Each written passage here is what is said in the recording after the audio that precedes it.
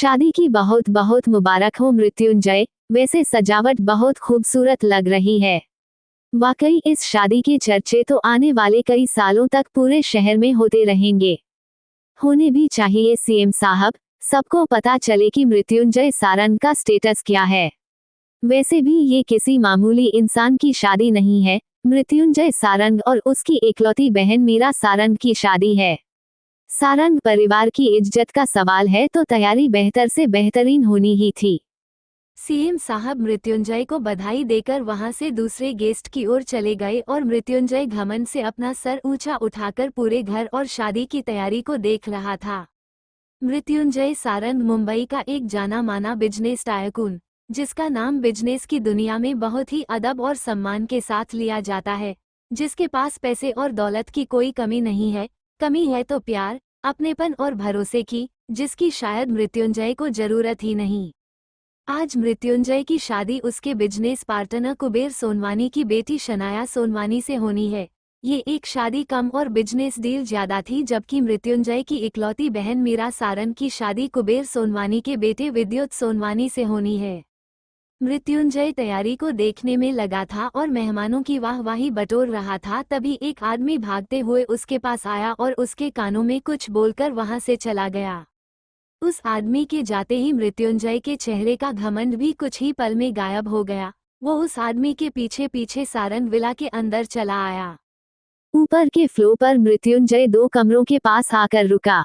उसने चिल्लाते हुए कहा है शनाया और मीरा, आखिर दोनों दुल्हन एक साथ गायब कैसे हो सकती है?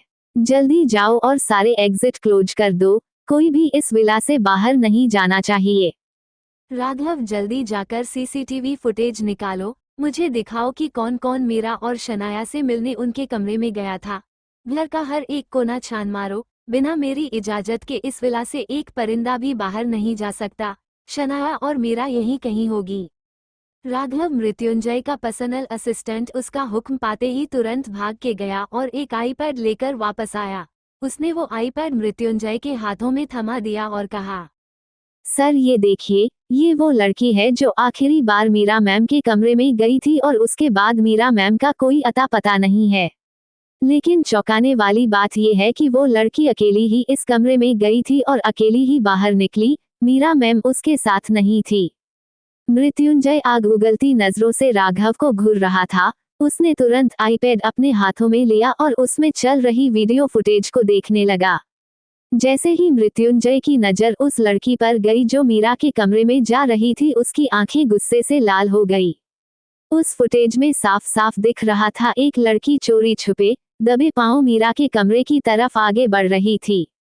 उसने कैटरर्स वाले कपड़े पहन रखे थे और वो लगातार यहाँ वहाँ देख रही थी जैसे चोरी करने जा रही हो। कुछ देर यहाँ वहाँ देखने के बाद वो लड़की चुपके से मीरा के कमरे के अंदर दाखिल हो गई। कुछ देर के बाद वो लड़की मीरा के कमरे से बाहर निकली और शनाया के रूम में चली गई और फिर वहां से नीचे आ गई। पूरी फुटेज देखने के बाद मृत्युंजय गुस्से में कांपने लगा। उसने अपनी मुठ्ठियां भींच ली और दीवार पर एक मुक्का मार राघव से बोला, मुझे ये लड़की अगले 10 मिनट में अपनी आंखों के सामने चाहिए। अगर तुम्हें ये नहीं मिली तो अपनी गर्दन कटवाने के लिए तैयार हो जाना। ये जहां भी है, जिस भी हालत में है, उसे मेरे सामने लेकर आओ। मृत्युंजय की आवाज गुस्से में इतनी ठंडी थी कि उसकी आवाज सुन राघव की भी रीढ़ की हड्डी कांप गई। वो तुरंत सर झुकाकर वहां से निकल गया।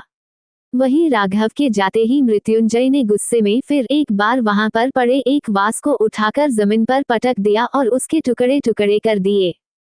तो ये सब तुम्हारा किया धरा है महक अवस्थी। 1 महीने पहले जो कुछ भी हुआ उसका बदला तुम मुझसे इस तरह लोगी ये मैंने कभी नहीं सोचा था, लेकिन तुमने मेरे खानदान की इज्जत पर हाथ डालकर बहुत बड़ी गलती कर दी है।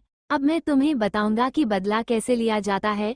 आज तक तुमने सिर्फ मृत्युंजय सारंग का गुस्सा देखा है, अब उसकी नफरत की आग देखोगी। कुछ सोचकर मृत्युंजय ने अपना फोन निकाला और एक नंबर डायल किया।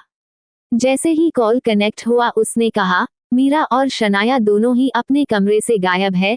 उन्हें भागने वाली कोई और नहीं महक अवस्थी है। महक से कैसे निपटना है ये मैं देख लेता हूँ, तुम शनाया और मीरा को ढूंढने में अपनी पूरी फोर्स लगा दो।